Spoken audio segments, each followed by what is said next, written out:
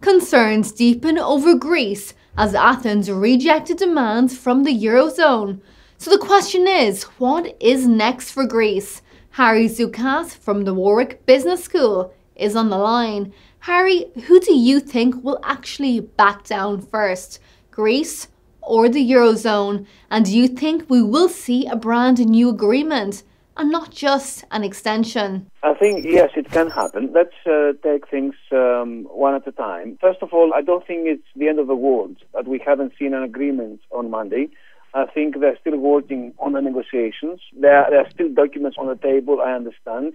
One is by Mr. Moscovici, which the Greek finance minister said he was prepared to sign.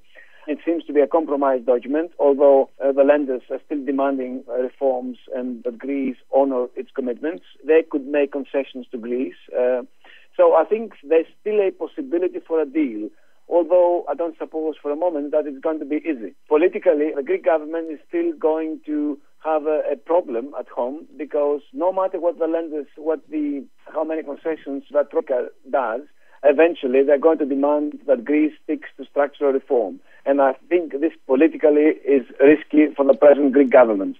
So domestically, I think the Greek Prime Minister has some problems at hand. He needs to convince his own party. But still an agreement is possible, and that means an interim agreement for the next 4 or 6 months, and then there will be another longer negotiations, which will hopefully end with a third bailout, which is going to be about debt relief on a longer-term basis. But before we get to that longer-term bailout, I think they need to sort out the immediate. And the immediate is to be able to negotiate positively, successfully, in the next few days, so that an interim agreement can be achieved. This may be called differently by different parties. The Greeks will call it a bridge agreement. The Eurozone is going to call it an extension of the current program. And I think this is semantics here. But effectively, it means that Greece will need to stick broadly to the current program, but this would need to be modified at the same time so that Greek demands are taken on board. What are your views on the approach of Greece's finance minister? Are you a fan of his risky strategy? Well, it's hard to say. Broadly speaking, I am a fan of his risky strategy in the sense that he has been able to put the question of austerity on the table. It is forcing the Eurozone to see that the austerity program agreed 5 years ago, it has not generated the results envisaged, and that we have problems which were not perhaps envisaged originally, but nonetheless, the Greek economy Greek society is collapsing, and Greek economy is having some very severe problems. So in that sense, this needed to be put on the table, and he did it rightly. Now, having said this, I think at the same time, he shouldn't push it too far. And there is scope for negotiations and for an agreement.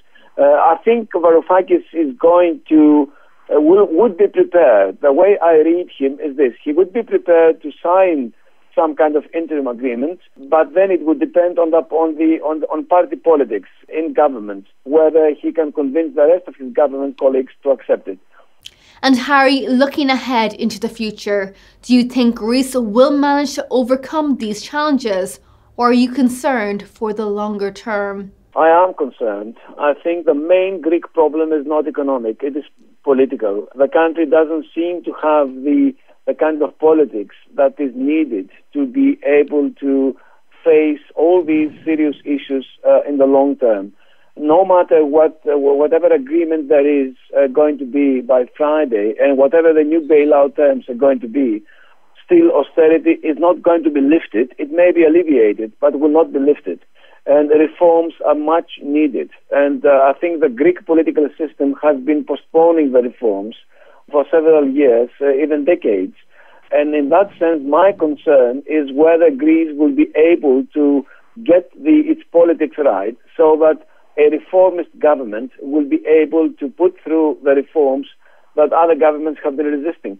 And frankly, I'm not convinced that the present government is more reform-oriented than the previous ones. I think they have a different agenda. They want to tackle corruption, and which is absolutely fine. I think they mean it. They will be able to do more about this than their predecessors. But at the same time, I think they are hostages to vested interests, which mainly come from the trade unions, and that stops the present government from pushing through much needed reforms in the labour market, with privatisation, with redesigning the civil service, and all these things. And the Syriza, the present party in government, has been resisting all these changes in the last 6 years. So they will need to make a U-turn point themselves if they are going to really push through reforms and changes in the country.